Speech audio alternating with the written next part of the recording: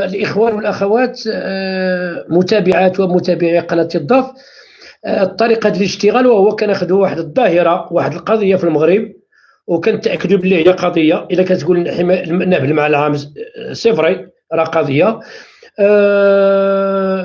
ديال هاد السياسة المائية في المغرب، لو بروبليم دابا ديال المياه في المغرب قضية، وكناخذوا واحد النموذج. وكذلك كان ان فري بروبليم وهو التدبير المحلي. الوغ التدبير المحلي هو اساس التنميه اللي كتمس بطريقه مباشره المواطنين. غناخذوا واحد النموذج، واحد الجماعه في قلميمه، اقليم الرشيديه، سميتها جماعه قلميمه، اللي كتسمى بلديه قلميمه، بعد ذلك المركز الحضري لقلميمه، حاليا جماعه قلميمه. جميع المهتمين بالشأن المحلي في المغرب كلهم غاديين كي ils ne font qu'observer اش كيوقع في هذه الجماعه. وفعلا ان فري بروبليم. هاد الجماعه هذه وصلت واحد المستوى اللي فيه استثناءات اللي ما عمر يبانوا سميتو يخيلهم بنادم. والرد الفعل ديال هاد الجماعه هي الشكايات ضد الناس والسبان ما كاينش. هما لحد الان ما قابلينش كاع نهائيا انهم يسموا راسهم راهم في ازمه نهائيا. اذا هاد جماعه قلميمه قررنا نربطوا الاتصال بالمجموعه ديال الناس في المعارضه وفي الاغلبيه ونموذج من ممثلي المجتمع المدني. هاد الناس هادو غنسمعوا ثلاثه الاطراف باش نقدروا ناخذوا فكره. وكاين فيها استثناء ان في الاغلبيه المسيره فيه المعارضه للداخل. وصلت دابا الشكايات، وصلت مسائل لا يعني خايبه. اذا غنتغيوان تيلان كتسيان دراسه فيلال تسمر تلا يتغيوان تسمن سقول ميما توضن يجي شمور كيسين النقول ستاغول السن راه غير بسند دكار على اساس انه انسين مد شجران نرم دكار لا دوينا الا ني غيوان تيكن تدبير لا وين قال المعارضه.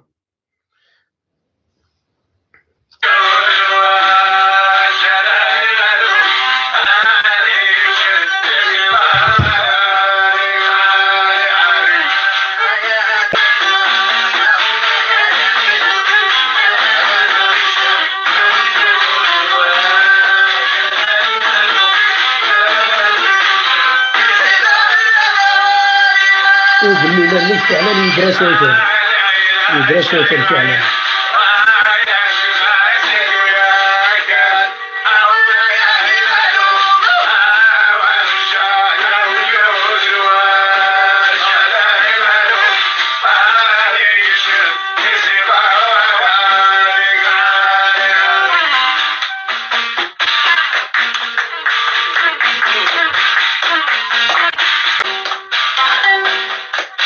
إذا كنفتح الباب بين قدام الناس ديال قلميمة، سواء المعارضة سواء الأغلبية أو الناس ديال المجتمع المدني اللي عندهم كيديروا تتبع هذا الملف باش يتسمع عليه.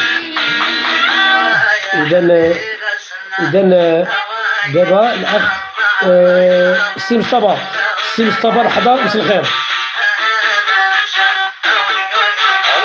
سي مصطفى مساء الخير. مرحبا. دغيا مصطفى تلي دون ديريكت كلاشين تضاف اتكشو مدنزك تسليم مزيان مران مذكر. مرحبا.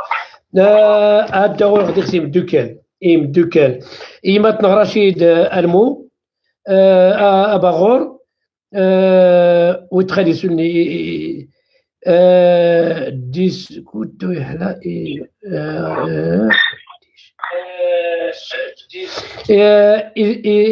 يسير الصوت اذا اتصل الصوت مزيان باش تسليوك بعدا مزيان. ايوا انسكوزاك تسلين شي مرة نبدو. رشيد المو الصوت هي مزيان تنادي مزيان غير مزياني وتسمعنا مزيان الصوت ديال تسلي مزيان. يا ربي يا رشيد اريد اوكي. اباغور الصوت مزيان صافي. اباغور استفردي 6 سنين قبل رمضان لا شي لا لا رشيد قبل رمضان دينا كلمه والناس نتيني يلا تنمرت نون. السي مصطفى مرحبا. تنمرت كاين كلي ديال المجتمع المدني والكلي ديال الاغلبيه. انت ماشي عضو في الاغلبيه، انت ماشي عضو في المعارضه، وحتى الاغلبيه اللي فيها طرفين، فيه المعارضه وفيها الاغلبيه، انت ماشي فيهم. بالعكس انت واحد الانسان اللي يقول لنا كلها كتشهد انك دائما ملاحظ في الدورات ديال الجماعه، وكتحضر يمكن تتحضر يعني اللقاء التشاوري الا كاينه، لان كاين واحد على الاقل واحد لقاء تشاوري. وي صحيح. وي انا كنت في الميمه وطلعت لتنغير ورجعت ولقيت الصداع، ماشي الصداع ديال اللقاء التشاوري. وبالتالي من فضلك السي مصطفى نمشيو با ابا. واش ممكن دابا واحد السيد كيسمعك من طاطا او من العيون او من الحسيمه او طنجه او شي قنت اخرى بغى يفهم اش واقع في جماعه قلميمه؟ مرحبا. شكرا بعدا على هذه الفرصه اللي تحكي لينا في هذه القناه ديال تيضاف باش ندليو بها بالراي ديالنا كاعلاميين وكحقوقيين لتنوير الراي العام المحلي والجهوي والوطني بما يجري في جماعه قليمه الترابيه.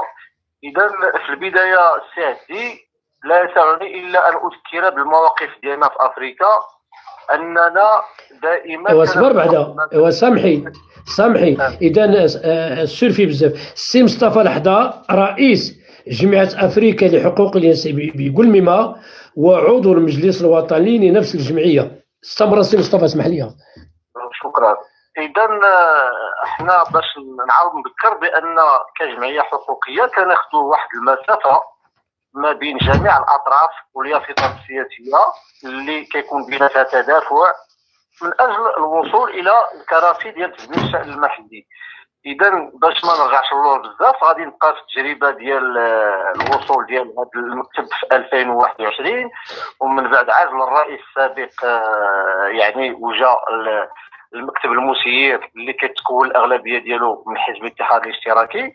وهنا لابد ان اقف ونذكر بالموقف ديالنا كجمعيه حقوقيه، ان احنا ما عطيناش موقف، احنا طريتنا وعطينا واحد المهله للمكتب الجديد الذي اتى على انقاض المكتب السابق، وعطيناهم واحد المهله باش اننا نشوفوا، لان ترفعوا بزاف ديال الشعارات تحت ما يسمى التغيير، تحت ما يسمى ان محاربه الفساد، لكن في الحقيقه ديال الامر انه وقع ما لم يقع في الحسبان. واكتشفنا بان هذا شباب التغيير لم يستجيبوا لتطلعات الساكنه والطموحات ديالهم، ولم يحققوا ولو جزء يسير من الشعارات اللي كانوا كيرفعوها. بالعكس انه سجلنا بانه كاين واحد الانخراط في العمليات مشبوهه. وهنا انا ماشي انا اللي كنحكم ولا اللي كنقول، بالعكس بحكم الحضور ديالنا للدورات والملاحظات ديالنا كحقوقيين وكاعلاميين كنلاحظوا المداخلات ديال المعارضه والقوه الترفعيه ديالها والكشف ديال بعض الحقائق، بحال مثلا مجموعه ديال سندات الطلب اللي تعطات بشكل اللي هو فيه كولسه دائما على حسب دعم الاعضاء ديال المعارضه، ومجموعه ديال سندات الطلب يعني اللي كتخص التشجير وكتخص يعني هدم الحائط ولا السور ديال الجماعه وتشبيكيه. بعض سندات الطلب داخل المنتزه ديال قلميمه، مجموعه من الامور اللي تحطات فيها علامه استفهام وتم تتويجها بمجموعه من المراسلات والشكايات من طرف اعضاء ديال المعارضه ومن طرف حتى عضو داخل المكتب المسير. وما زالين هاد الاعضاء هادو الى حدود الساعه وحدود هذه المكالمه اللي بيناتنا والسيد الرئيس ينتظرون الجواب، ولا من مجيب ولا من يعير اهتماما باسئلتهم ومراسلتهم، ودائما على حسب زعم المعارضه وعلى حسب دعم العضو النائب الثاني من داخل المكتب المسير. لان اشرتم ان راه ماشي غير المعارضه اللي كاينه دابا كتعارض يعني هذا التدبير ديال الشان المحلي في جماعه قليمه، بل هناك عضو او عضوين، لان حسب علمي ان كاين مراسلات واسئله وكاين احراج المكتب المسير من طرف النائب الثاني، الذي في اخر المطاف يعني وقعت عليه واحد الهجمه شرسه لابعاده على ما يقع داخل الجماعه. لان لو يعني المكتب المسير احتكم الى لغه العقل انه غادي ياخذ هذه المعارضه ديال النائب الثاني بشكلها البناء، يعني لان حتى اذا كيطرح اسئله ولا كيدير مراسلات وهذا فانما لتنوير وتصحيح الوضعيه ديال الجماعه. اذا كاين حتى مراسله ديال النائبه الخامسه بخصوص ابراء الذمه حول يعني ما جرى في عمليه التفجير من كولاتة، يعني ان النائبه الخامسه حتى هي دارت مراسله تبرئ ذمتها فيما يقع من امور في المجال ديال النباتات والمجال الاخضر بصفه عامه، يعني في المجال ديال التفويض ديالها ولا المجال فاش كتخدم داخل الجامعه. اذا مجموعه من الاختلالات، مجموعه من الخروقات.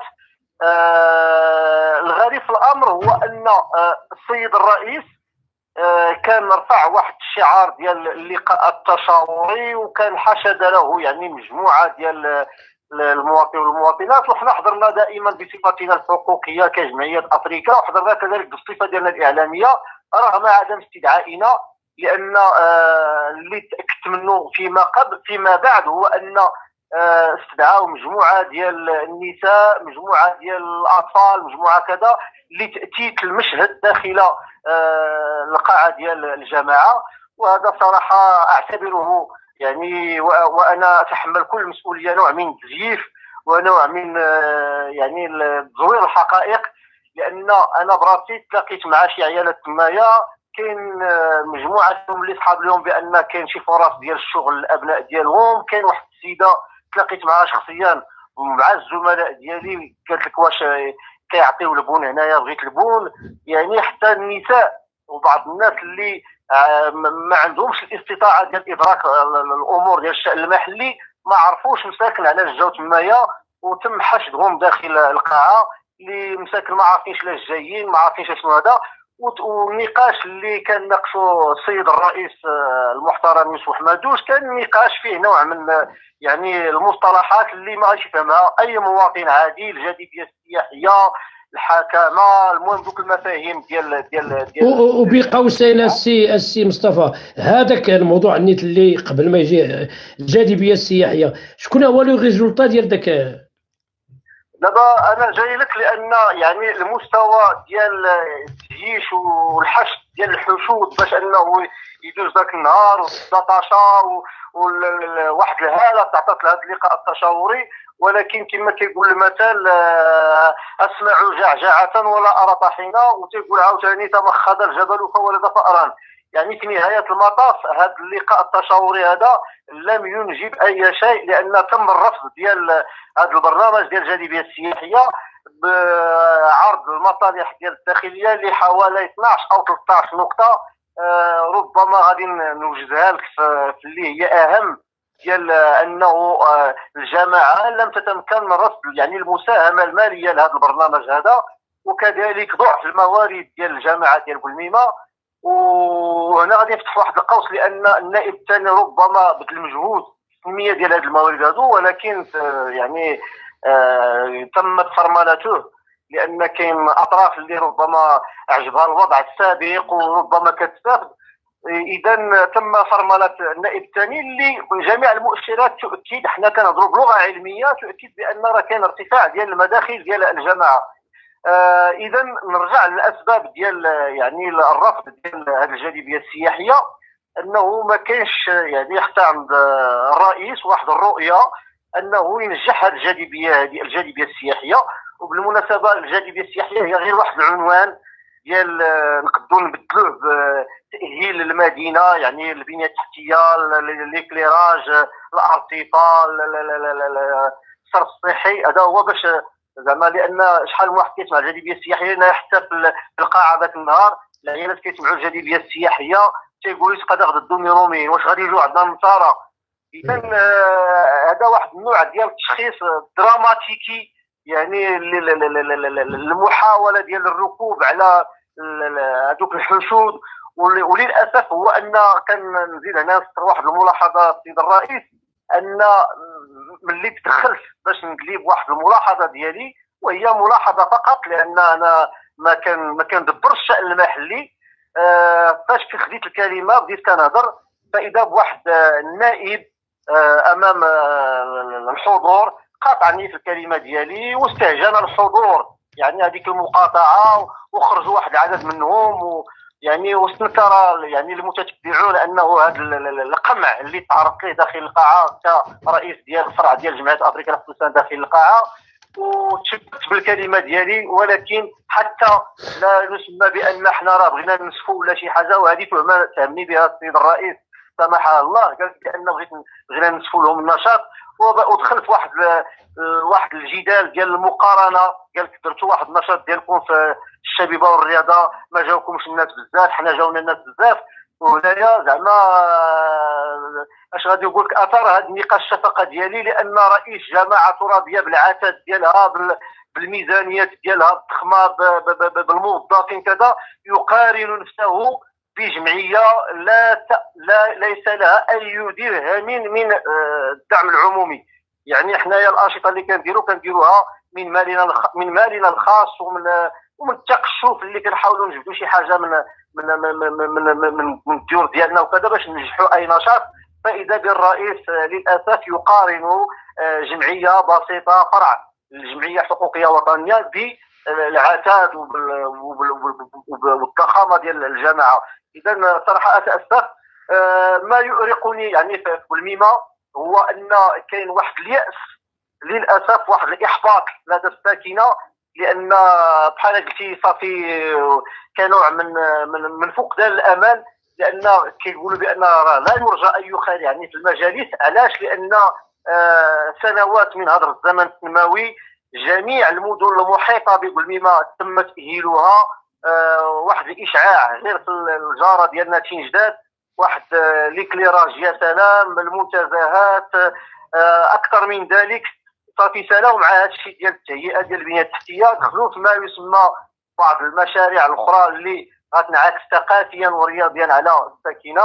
دابا راه كيبنيو واحد المسرح يعني في كنجداد، وتلاقيت بالمناسبه مع الرئيس منطقه، قالت بان راه كنوضعوا راه الاشاره الساكنه ديال قليمه هذا المسرح هذا الا عندهم شي انشطه. وشكرته على هذا العمل الجبار ديالو، على يعني الغيره ديالو على مدينه تنجداد، وهو النموذج اللي كنتمناو في قلميمه انه يكون واحد الاستقلاليه في اتخاذ القرار، يكون واحد الشخصيه كاريزماتيه، يعني ما يكونش قرارات اللي كتكون مملات من جهات معينه. وما نتمناوش تكرر التجارب ديال بعض الجماعات اللي يعني فاشله في قلميمه، لان الجماعه ديال قلميمه اللي كيرجع للتاريخ الستينات السبعينات كيقرا واحد الامجاد تاريخيه على مستوى الثقافه والتنميه والرياضه وعلى مجموعه ديال الامور. لان حاليا كنلاحظوا واحد التراجع خطير جدا على المستوى ديال الشأن المحلي، وكذلك على مستويات اخرى، لان فين الثقافه ديال قلميمه، كاين الفرونسي ديال الناس ديال قلميمه، كاين الليمات ديال الناس ديال قلميمه، كاين لي زانجينيور اللي كانوا كيتخرجوا من مدينه قلميمه، كاين الاطور الكبرى اللي كانت كتخرج من قلميمه. للاسف كاين واحد الهبوط، واحد الانحدار اللي هو خطير جدا. وهنا لابد من اشاره السيد الرئيس ان المسؤوليه راه ماشي غير الناس اللي كيدبروا الشأن المحلي اللي كيتحملوها، يتحملها كذلك الساكنه، نتحملها كمجتمع مدني، نتحملها جميعا، لان ما نخليوش حتى حنايا هاد الناس هادو يسوقوا هاد البلاد واحد الاتجاه، واحد المنزلق اللي هو خطير. لان كاين ما يتقال على مستوى اراضي الجموع، مستوى ديال المحاوله ديال خلق فتنه وصراع ما بين بعض القبائل، يعني فيما يخص تفويتات بعض الاراضي باش تدار فيها بعض المشاريع التنمويه. اذا راه الازمه ازمه بنيويه حقيقيه خطيره جدا، ونلتمس يعني من السلطات المحليه ومن السلطات الولائيه ان تشوف بعين الرحمه لهذه البلده هذه، لان واحد البلده التي تدين بالولاء لصاحب الجلاله وتتشبث بالثوابت الوطنيه، ولا يمكن باي حال من الاحوال يعني ان تدفع الاجيال اللاحقه ثمن اخطاء ربما من ارتكبوا بعض الخطايا. اذا سيدي حتى لا اطيل، كاين سؤال. مرحبا السي مصطفى. السي مصطفى اخيرا ما خليتي ما قلتي زعما مسائل مضبوطه، غير بغيت نسولك الرئيس الحالي ديال جماعه قلميمه وي ابار الى نسولت الناس ديال جمعيات حقوق الانسان ولا بارتي هذاك الشيء كاع حنا ماشي شغلنا، راه بحال الناس، كاين الناس كلشي كدير اخطاء على الصعيد الاجتماعي. غير بغيت نسولك واش كتستبعد انت او العكس ممكن محتمل ان هذا الرئيس هذا غيمشي في اتجاه السياسه ديالو اللي خطره كيدير لقاء تشاوري مع السكان ديال قلميمه، واش انت كتستبعد انه غيجمعهم باش يقول لهم علاش فشل في الجاذبيه السياحيه ولا ممكن بلاش؟ وهو لابد تستعد باش نقولوا بان اللقاءات التشاوريه هي شي حاجه زوينه، شيء محمود، ولكن ما تكونش واحد كلمه حق اريد بها باطل. اللقاء التشاوري انا غادي نتمنو لو ان السيد الرئيس فعل التشاور مع اعضاء المكتب المسير، لان احنا ما لاحظنا كجمعيه حقوقيه وما لاحظنا كاعلاميين هو ان اعضاء من داخل المكتب ونواب من المكتب المسير يشتكون الكولسه ويشتكون يعني من الامور ديال كتدوز في الكواليس. وكأما بالنسبه للمعارضه تحديث المعارضه هي خارج التغطيه، والمعارضه دائما في اي دوره كنحضروا ليها دائما في اطار تجسيد الحضور ديالنا والملاحظه. دائما المعارضه على لسان الحسين كلو على لسان التردي ويشتكون دائما من الكولسه دائما. اذا كيف يستقيم ان نتحدث عن اللقاءات التشاوريه وباقي ما كاينش الاشباع ديال التشاور داخل المكتب المسير ومع المعارضه؟ اسيدي حنا نوجه نداء للرئيس ديالنا المحترم السي يوسف حمادوش الله يجازيه بخير، او قبل ما دير المكتب المسير ومع المعارضه، لان يعني السي مصطفى كتستبعد يعني السي مصطفى كاين تناقضات، والتناقضات هذو كنسجلوها وكنتمناو من السيد الرئيس انه كما كنحترموه يحترمنا وما يستغبيناش، لان الاستغباء والاستحمار ما حشومه. السيد الرئيس كنعاملوه فاش يعني التدبير ديال الشان المحلي في افريل 2023 حنايا عبرنا ليه على التشجيع ديالنا ودعينا معاه بالخير انه الله يسهل عليكم الشباب وبقاو في الكلمه ديالكم هذا. ولكن للاسف بعد مرور يعني واحد المده اكتشفنا بانه ربما قلنا تنقص التجربه، قلنا ربما هذه اول الاشهر ديال التدبير، ولكن مع توالي الاشهر بان بانه راه ما كاين والو، بان بانه راه ما كاينش استقلاليه، بان بانه راه كاين ما كاينش لوكاريزم، ما كاينش تجربه، ما كاين حتى شي حاجه. وللاسف انا نقدر نقول لك بان قلميمه الحال ديالها لا يبشر بالخير، ما عدا الا كان شي تدخل من السلطات المحليه والولائيه لانقاذ الوضع. اذا السي مصطفى كان وعدك انه غادي ندير، راه نتمنى انه الاخوان ديال المعارضه يعطونا الضوء الاخضر انهم مستعدين يطلعوا معنا، حاولوا ما امكن انه بيني وبينك توصلت بالملفات وبجميع المسائل اللي تهول الجماعه، نحاولوا ما امكن انه نناقشوا ملف ديال هذه الجماعه. السي مصطفى ملكتيني تنمرت. حياتي حفظك الله. ميرسي.